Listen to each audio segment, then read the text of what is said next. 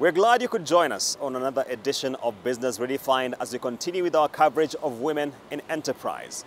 The cosmodermatological industry in Kenya and East Africa is growing by leaps and bounds as consumers become a lot more discerning and income levels rise to allow a lot more discretionary spending in this area.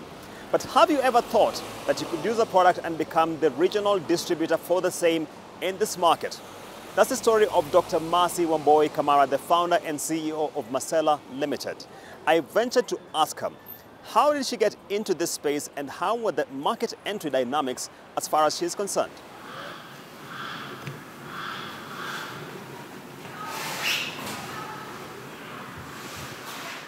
I was actually an associate professor in Denmark, and I got in skincare because I had my personal issues. I had acne when I was young, and I was advised by my doctors to actually try a new brand that had come into the market in Denmark, which is Exuviance.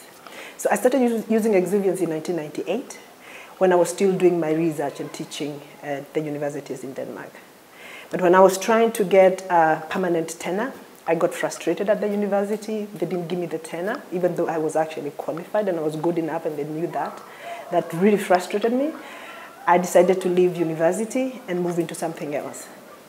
And after soul searching and talking to people and my friends, I decided that actually the brand that I had used for so many years, which I believed in, and it works, and I had a love affair with it, should be the thing I should actually bring to Kenya. Instead of me coming back to Kenya or staying in Denmark looking for other jobs or coming to Kenya and going to the universities, actually I want to venture into cosmodermatology.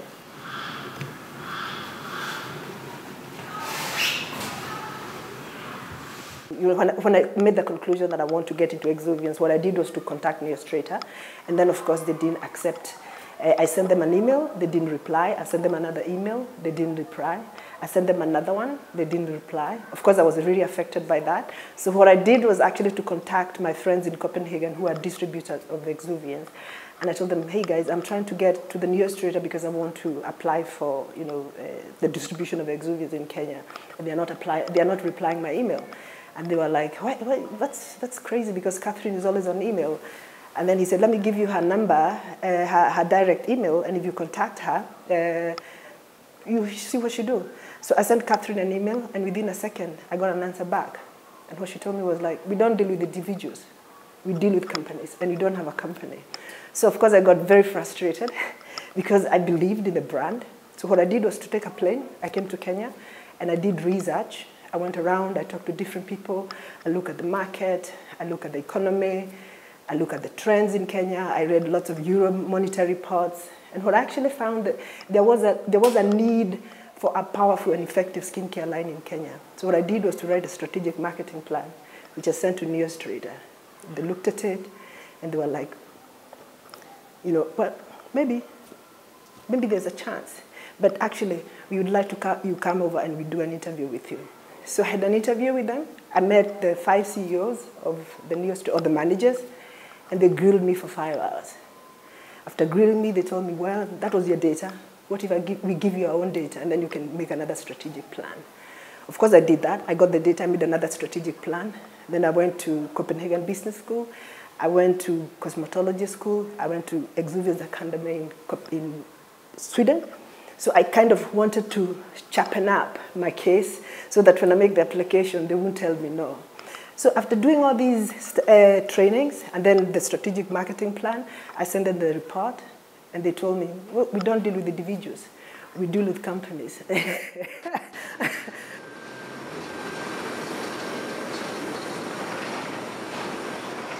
I took a plane, I came to Kenya, and founded Masela Limited. Once I founded the Masela Limited, I sent them another application with now from Masela Limited, not from me as a person. At the end of December 2015, I got an email where they told me that the board of directors have accepted to give me the exclusive distribution in East Africa. Dr. Wambui has flown into the country, she's registered a business and finally secured the distributorship in this market. I went on to ask her how did she put together a business model that was fit for purpose considering how fragmented value chains can be in this market. I panicked. I was like, oh gosh, can I do this? Yeah, I worked so hard to get the distribution contract, but once I got it, I was insecure, obviously. And I knew that I was going to move to Kenya. I've been away for 23 years. I didn't know anyone. I knew absolutely no one. And I was bringing a new brand. So I have actually to profile myself and tell Kenya, hey, here, look at me, I'm here. and Kenyans, they are really tough people, where they are very, very difficult people to deal with. And then I was bringing a new brand where nobody knows the brand. They don't know what is exuviance. Even to pronounce the name exuviance, it's really, really difficult for Kenya. So of course I panicked.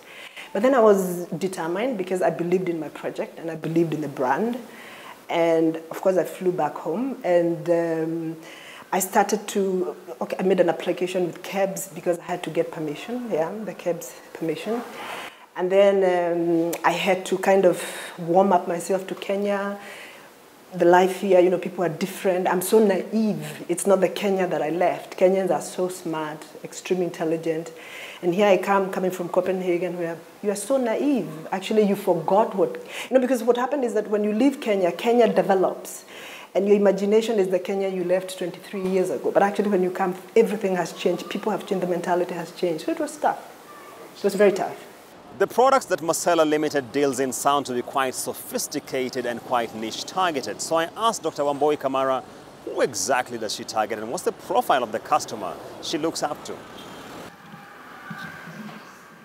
Oh, we do all sorts of treatment. Of course, we do acne.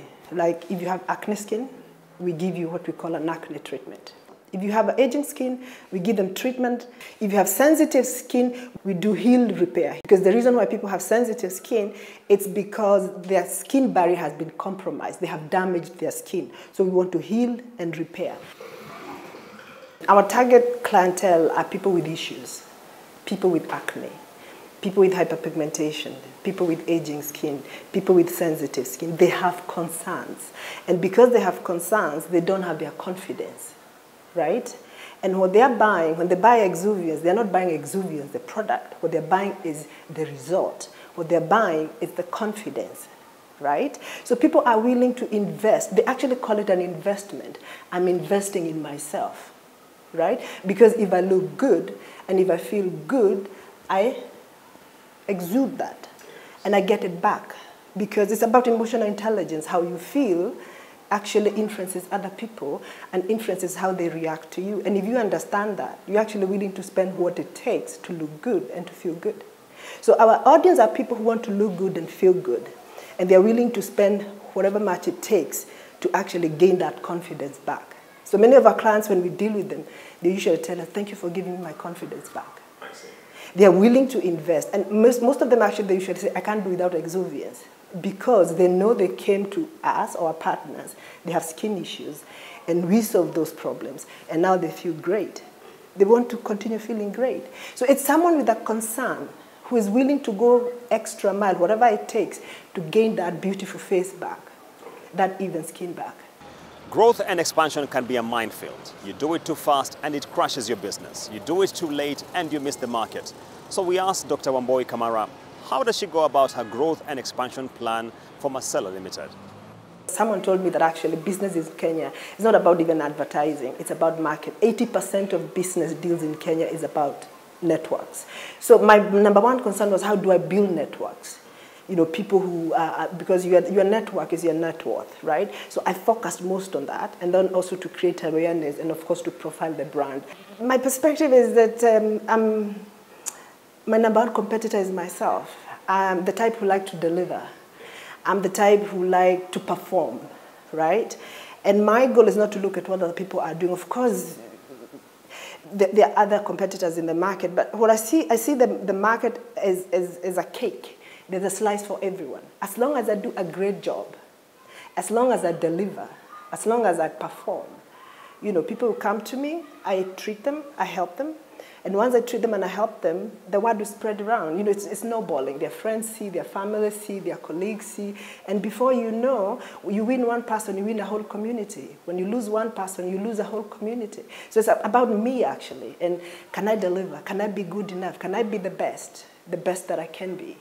And can I give people the solutions that they want? It's not just about the money, it's the solutions. Because when people come here with acne, they have, what do you call it, anxieties. They don't feel self-worth. They don't feel they look good. But if I treat that person, and within 3-4 months, she gets her face back, her confidence back, I win her for life. So it's about delivery. It's not about spending my time competing with other people. It's competing with myself and delivering.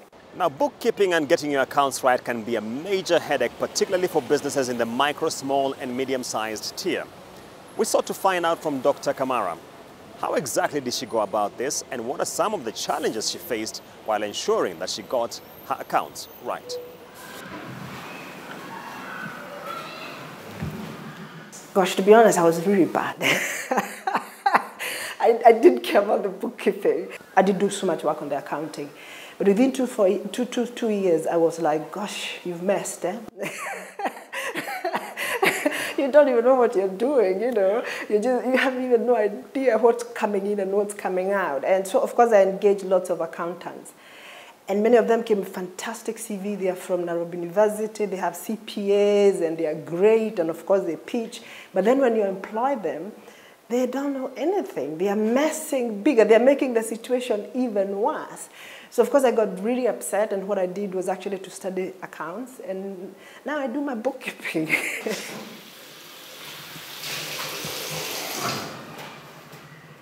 The women must understand their books.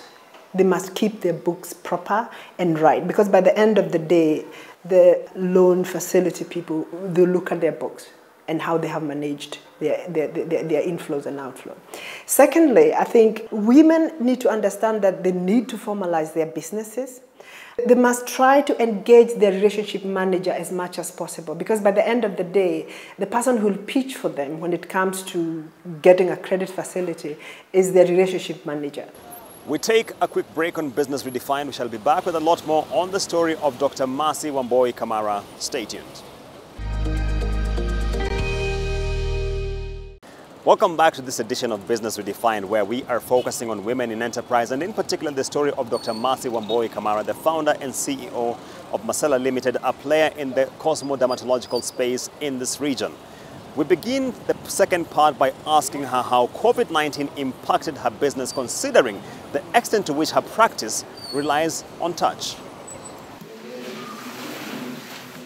Well, of course, like everybody else, I panicked. As you can see, we do a lot of training here. So, of course, our trainings were kind of, had to be stopped because, you know, everybody was afraid of COVID.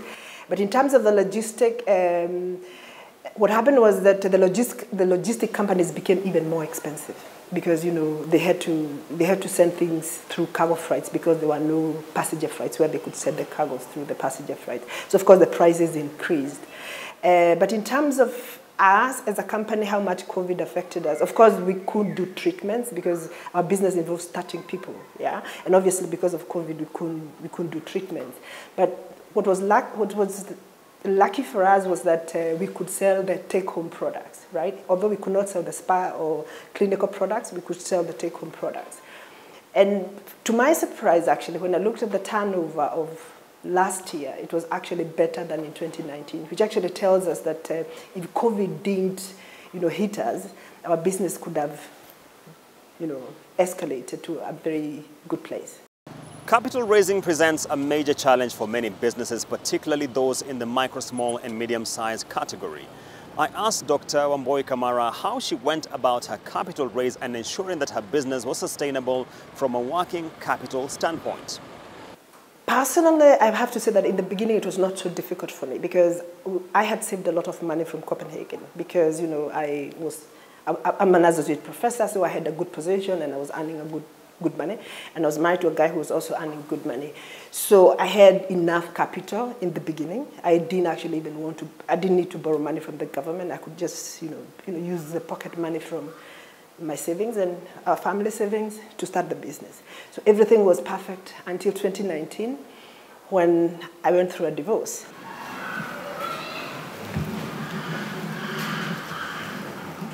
And I came from a place of where money was not an issue to a place whereby I couldn't even have food, right? Can you imagine that situation? Where I was used to having everything. For 20 years of my life, money was not an issue, money was not a problem. But then suddenly, I have to think about, you know, basic things in life. So I lost everything. So what happened? I went to ABSA, then Barclays, and I told them, you know, guys, I'm in trouble. I have no money.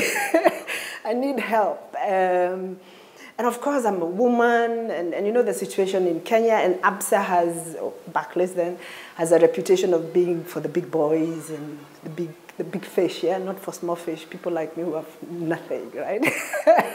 So I wasn't sure they could back me up. But I think because they saw me, when I came to Kenya, I went to ABSA in Yaya and opened a bank account. So they knew me from day one. And they knew my struggles, and they knew that I was, you know, alone and running, having a big brand, and it's difficult for me. And then actually, 2019, I got the distribution for the medicine colposcopy. So they knew I also had the colposcopy. So I have two huge brands that involve so much money and so much capital, and I'm back to zero. So I went on my knees. I told them, you know what? I need help. I really need help. If you don't help me, I'm dying. But because they knew my books, they could see my, my accounts, what came in and what came out within the last 3 years. They were sympathetic and very supportive. Actually, they give me emotional also support, like my, relationship manager.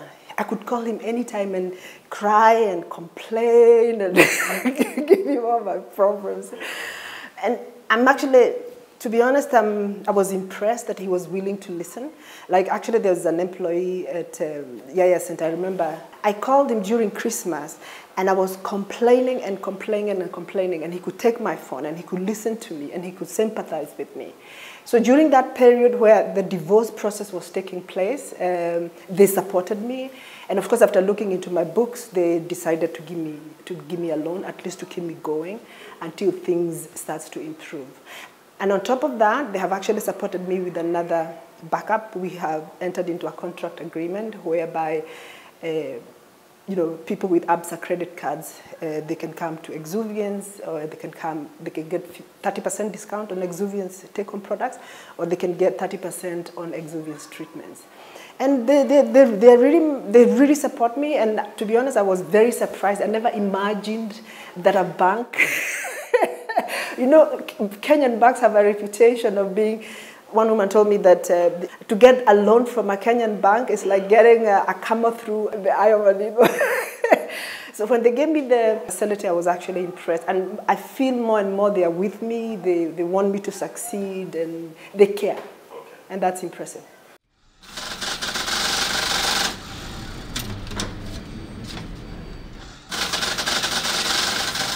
Luckily, they didn't want any collateral.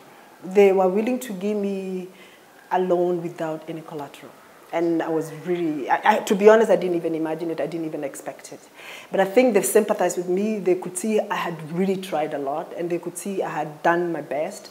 And if I were to go down just because they couldn't support me, that could have been unfair. Because they also know I'm a hard worker, and I think they know that. The banks, they're in the business of selling money, right? Yeah, they're selling money. So if your accounts, your books are not right, they won't be with you because they don't want to. It's a risk. They're also taking a risk. Why should they give a loan or a facility to someone they find a high risk? So I think it's a question of how you deal with your books, yeah? How you also engage the managers at the relationship. I think it's by the end of the day they are human beings, right? If they can see you are working hard, if they can see you are doing the right thing, if they can see you are trying, they sympathize with you, they support you. I think they are reasonable. Sometimes you think they're just cold, people sitting on the money, right? But actually by the end of the day they are human beings. They have a family at home. Some are fathers at home. Some are mothers at home. I think you have to think of them as human beings. And now find a human way of relating to them and letting them understand that, please, And I think they are flexible on the basis of, your account flow. Yeah, at least that's my experience. Social impact, a critical component of businesses in the present day. We asked Dr. Wamboi Kamara, how does her business ensure that social impact fits within its matrix of accomplishments? I'm a teacher by training. I'm an associate professor. So I emphasize a lot in giving knowledge. For me, knowledge is power. I want to empower people through knowledge, not just through the jobs. And then I also want to empower people by actually giving them possibilities. For example, I can get young people who don't believe in themselves, who don't think they're actually good. They come here, I train them.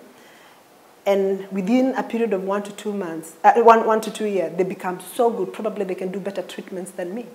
And they know that. For me, I think that's empowerment. So it's not so much about giving people a job, but actually giving people also confidence and to tell them they can actually do things themselves. Another thing is that I get people, young people who come here and they think I have money, right? Of course I should have money, isn't it? So they come here and they tell me to give them jobs. And then I usually ask them, what can you do for me? And they usually get surprised by that question because you cannot just ask me to give you a job if there's nothing you can do for me. Are you willing to let me train you? In many of the cases, many of them actually don't want to be trained. They don't even want to know knowledge. They don't want knowledge. They just want money. Yeah, they want easy money. They want to come here. They do nothing for me, but I actually, pay them. So what I usually tell them is that you have to think strategically. Think of what are you going to do for me? If I'm going to give you 30,000 per month, what are you bringing in? I have to pay loans. I have to pay the apartment. I have to pay this office. I have to buy you tea. I have to pay you. You have to think, where is that money coming from? So I try to change their mindset, to let them think strategically. And I usually tell them, if you become so good, if you bring so much money into the company and you're good at what you're doing, I'll be on your knees. You become the boss.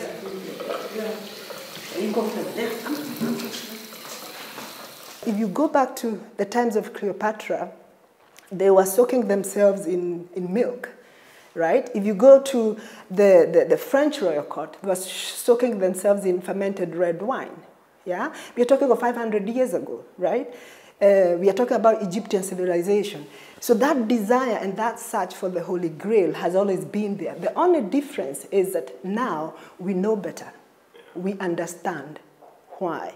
For example, we know Cleopatra, she was soaking herself, the milk had an effect on her because it has a molecule called lactobionic acid, right? And then the French is because you have resveratrol, another antioxidant you find in red wine. So we are just better and more knowledgeable than, Cleopatra or the French lower court. If I were a medical student today, I would study cosmodermatology. If you look at the plastic surgery landscape in Kenya, we're having more and more plastic surgeons. If you look at dermatologists, they just don't do traditional, skincare, skin treatments like eczema, ichthyosis, or psoriasis. They're actually doing anti-aging. They're incorporating anti-aging regimens in their treatment. It's because everybody notices that's the future, that's where it's going. I mean, because nobody wants to get old. Right? We all want to stay young. We want to be youthful, right? So the market is so huge, and pharmaceutical companies are investing so much in, anti-aging, pharmacologists. And also scientists, they are not sleeping. They spend the nights in the lab studying every day and night. We want to be the first one to discover the Holy Grail. What keeps us young and youthful for so many years. So that's the future. So if you really, kind of look at the trends and the development, cosmodermatology is the future. And that takes us to the close of this edition of Business Redefined, where we have been speaking to Dr. Mercy Wambui Kamara. Stay tuned for our next episode, where we shall be focusing on women in enterprise on a different context.